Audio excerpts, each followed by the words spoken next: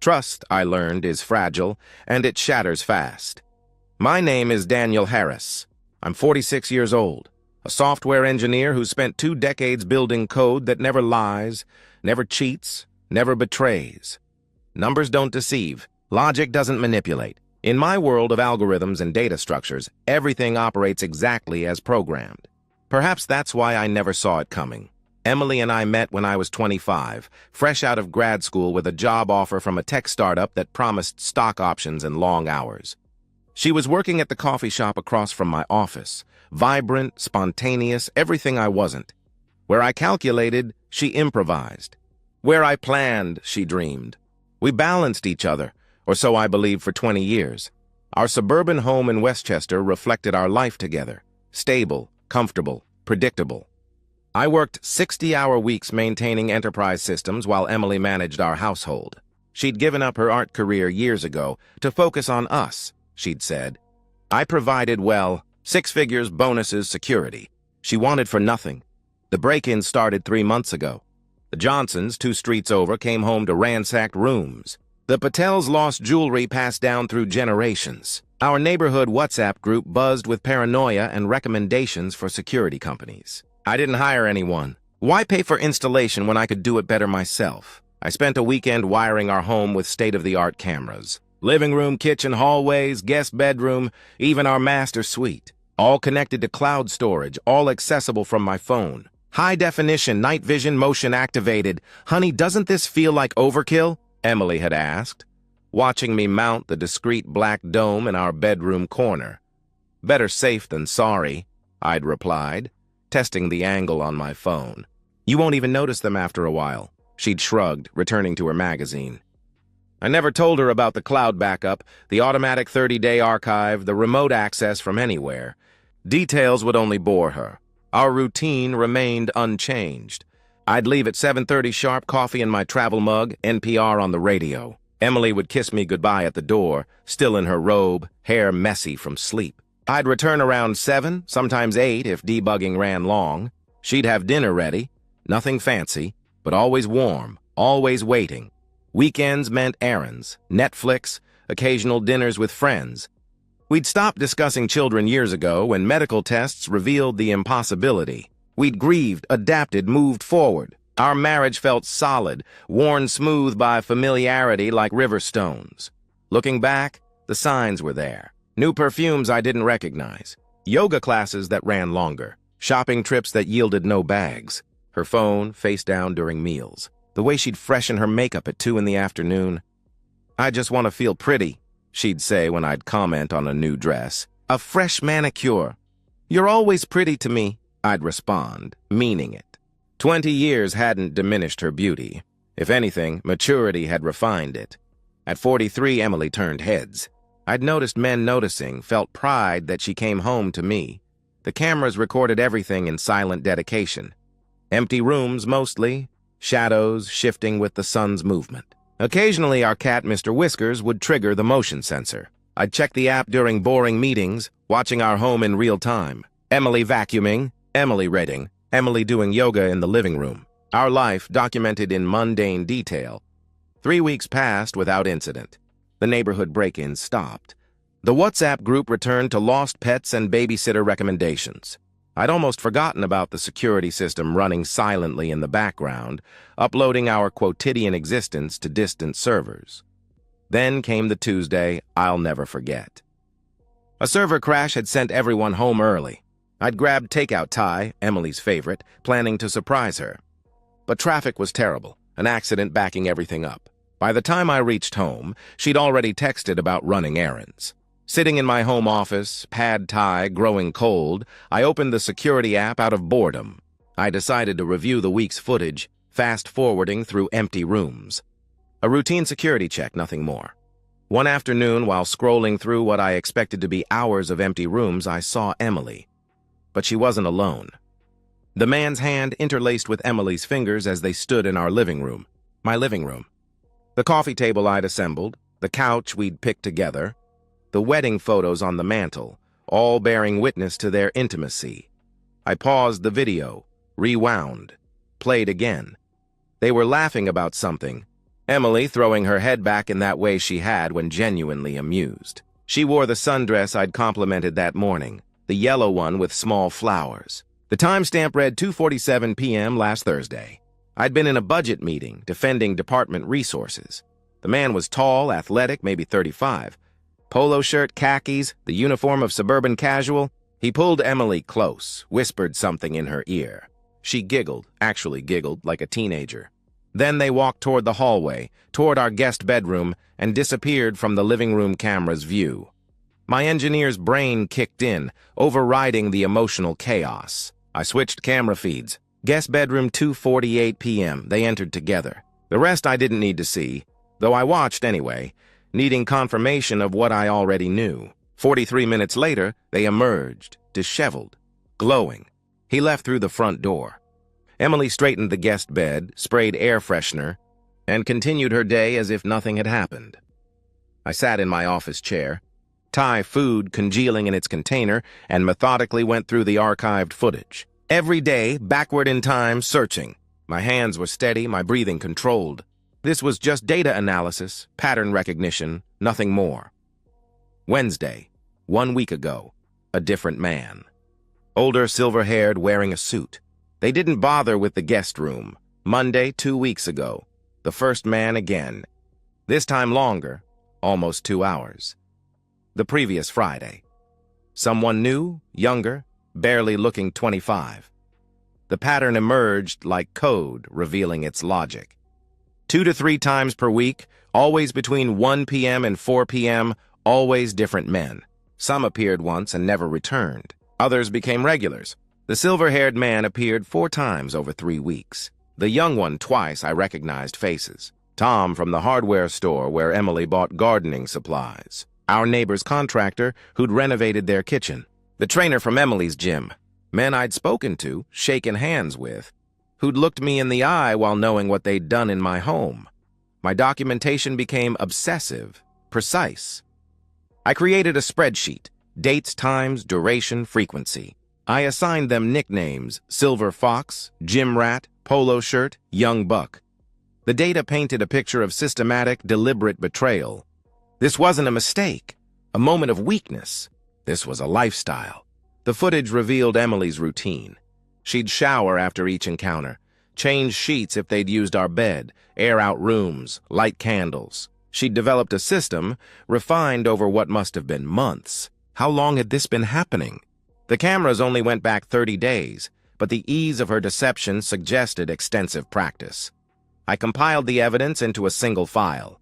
20 minutes of irrefutable proof, edited precisely. Timestamps visible, multiple angles, faces clearly shown. No court, no lawyer, no person could watch this and doubt what had occurred. That evening, Emily served chicken parmesan, my favorite. She asked about my day, shared gossip from her book club, complained about the grocery store's produce selection. Normal dinner conversation while I sat across from her, knowing what I knew, the video file burning on my laptop upstairs. "You're quiet tonight," she observed, reaching for my hand across the table. "Long day?" "Server issues," I replied, letting her fingers intertwine with mine, remembering how those same fingers had touched another man 6 hours earlier. "Just processing everything." "You work too hard," she said, squeezing gently. "Maybe we should plan a vacation." "We haven't been away in ages." "Maybe," I agreed, studying her face. No guilt, no tells, no indication that her afternoon had been anything but ordinary. She was a better liar than I'd ever imagined possible. That night, she curled against me in bed, her breathing eventually deepening into sleep.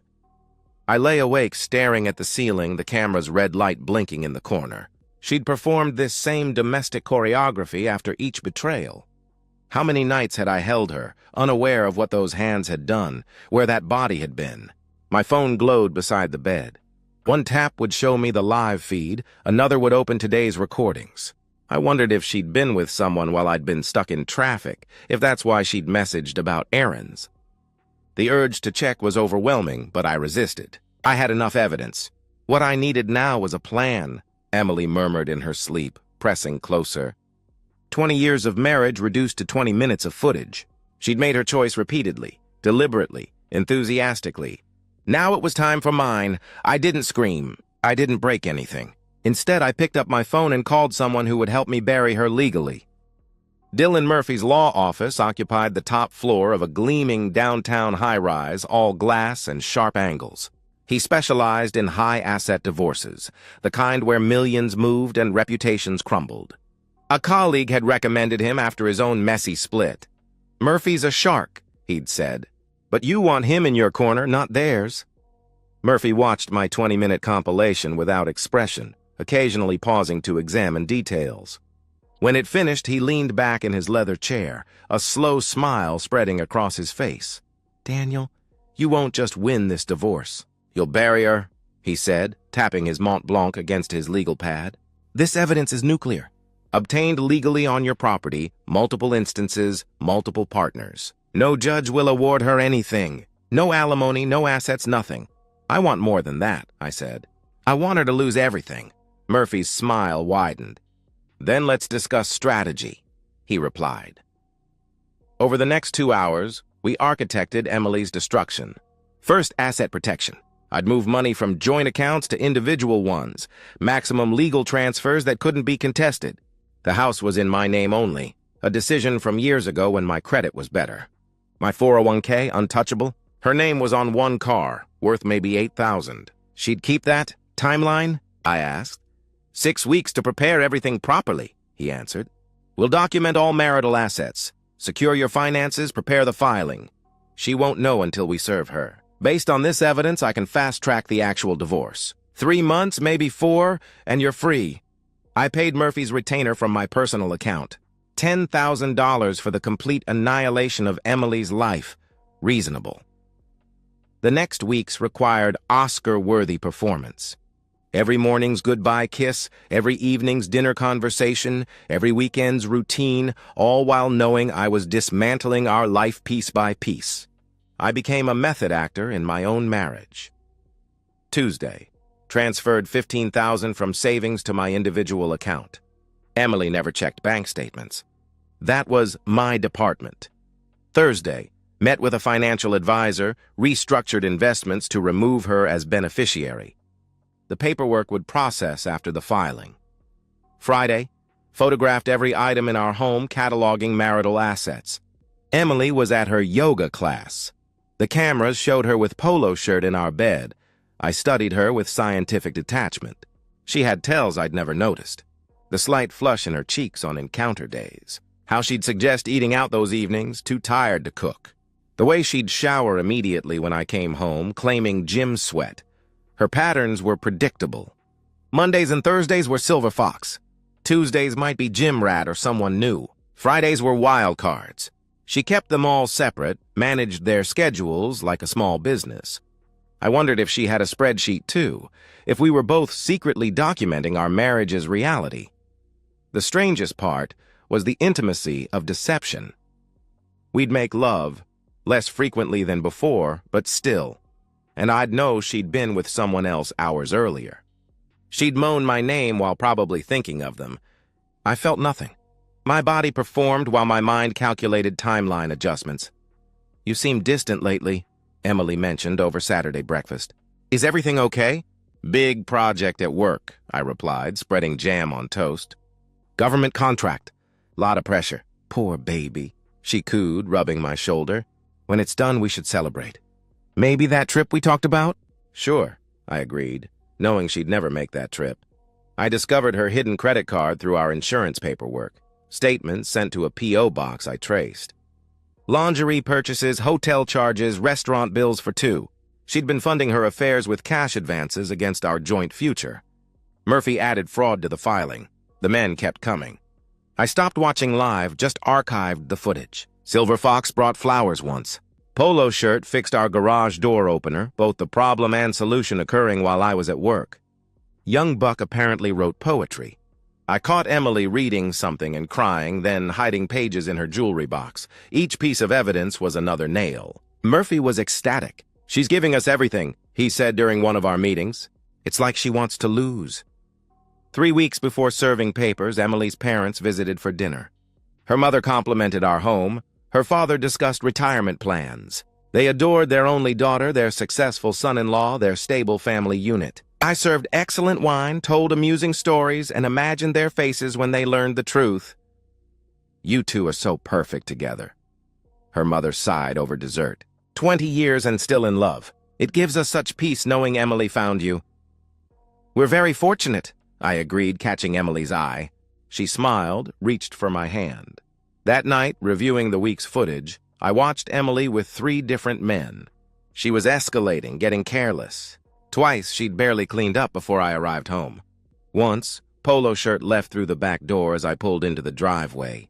Tomorrow, while Emily would serve me dinner with that same innocent smile, someone would be at our door with papers that would destroy her world forever. Emily prepared lamb chops with mint sauce, roasted vegetables, and a bottle of Malbec she'd been saving. She'd dressed up slightly, a casual elegance that might have stirred something months ago. Now I recognized it as post-affair euphoria. The cameras confirmed Jim Rat's visit that afternoon. "This is wonderful," I said, cutting into the perfectly pink meat. "What's the occasion?" "Can't a wife spoil her husband?" She replied with a smile, raising her wine glass. "To us." "To us," I echoed, knowing the process server was parked outside, waiting for my 7:30 text. We discussed weekend plans.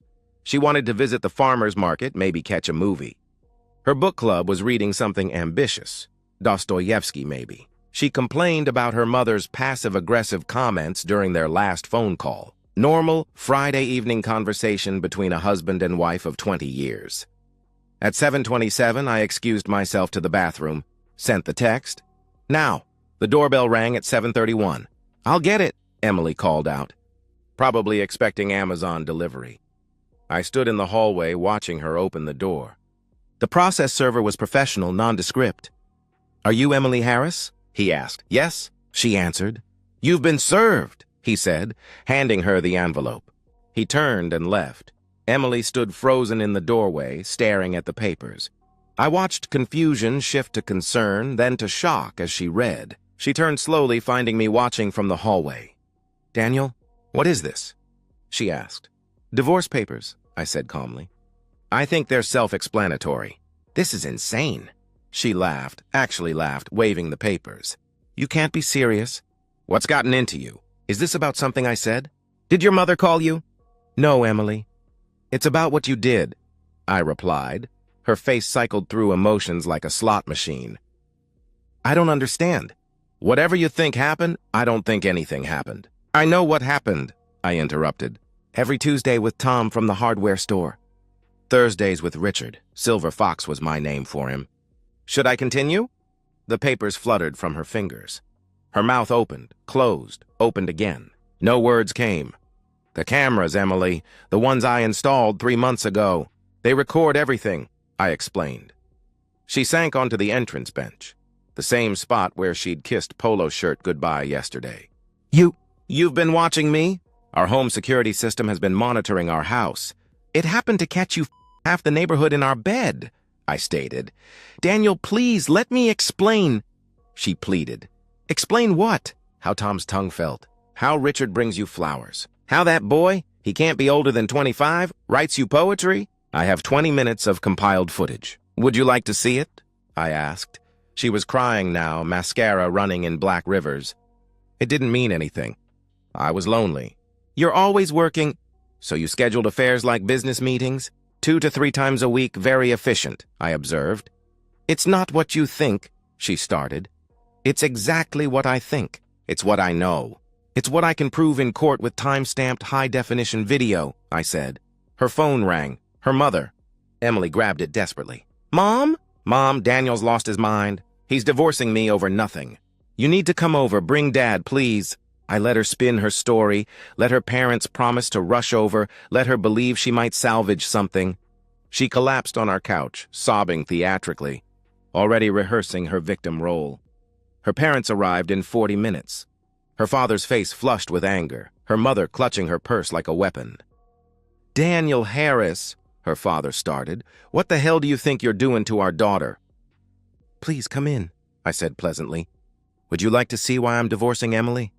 "We don't need to see anything," her mother snapped. Whatever imagined slight you've conjured, I'd connected my laptop to the living room TV. Just 5 minutes of your time, I requested. The video began. Emily with Silver Fox in the kitchen. Emily with polo shirt in our bedroom. Emily with young Buck on this very couch where she now sat. I'd edited tastefully, nothing pornographic, just enough to be undeniable. Faces clear, actions obvious, Emily's enthusiasm undeniable. Her mother's purse hit the floor. Her father stepped backward as if physically pushed. Emily grabbed for the remote, but I held it firmly. There's about 20 minutes total, but I think you get the idea, I said. Emily, her mother whispered. Emily, tell me this isn't real. Mom, I can explain, Emily started. In our bed? Her father's voice was hollow. In Daniel's bed? With multiple men? You don't understand what it's been like, she tried. We're leaving, her father announced, taking her mother's arm. Daniel, I'm sorry. We didn't know. Please don't go. Emily reached for them. Please, I'm your daughter. Her mother turned at the door. I don't know who you are, she said quietly. They left Emily sobbing on the floor. Her careful world collapsed. She looked up at me, mascara streaked, desperate. Daniel, please. 20 years. Doesn't that mean anything? She begged. It meant everything to me. Apparently it meant nothing to you, I answered. Where will I go? I have nothing, she cried. That's not my problem anymore, I replied. You can't just throw me out, she protested. Actually, I can. The house is in my name. The lawyer explained your options. You can leave voluntarily tonight, or the sheriff will escort you out Monday, I stated. She stood shakily, trying one last manipulation. I'll tell everyone you spied on me. You're a creep who filmed me secretly. Tell anyone you want. I'll show them the footage. See who they think is worse. The man who installed security cameras in his own home, or the wife who turned it into a brothel, I responded. That broke her completely. She collapsed again, this time genuinely destroyed. 20 years ended with her gathering clothes into garbage bags while I watched from the doorway. She left without another word, her car pulling away into the night. 6 months later, I stand in my kitchen, just my kitchen now, brewing morning coffee in absolute peace. The house feels different without Emily's presence, cleaner somehow, like opening windows after illness. The divorce finalized in 3 months. Murphy was right, Emily got nothing. No alimony, no settlement, just her $8,000 Honda and the clothes she'd packed that night. She'd tried fighting initially, hired a lawyer with money borrowed from somewhere, but when they saw the evidence, they advised her to take Murphy's offer, a quick, quiet divorce where the video stayed private. She didn't take the offer at first, tried to negotiate. Murphy responded by suggesting we could make the footage public record through the court filing. She signed within hours. The neighborhood knows, of course. Secrets don't keep in suburbia. Emily became the cautionary tale whispered at book clubs and BBQs. Tom from the hardware store transferred to another location. Richard, Silver Fox, resigned from the country club board. The young poet disappeared entirely. None of them acknowledge her existence anymore. She's radioactive, untouchable. Her parents cut contact completely. Her mother sent me a Christmas card apologizing again, saying they couldn't forgive what Emily had done. Her father ran into me at the grocery store, shook my hand, and told me I was still the son they'd wished they'd had. Emily wasn't mentioned.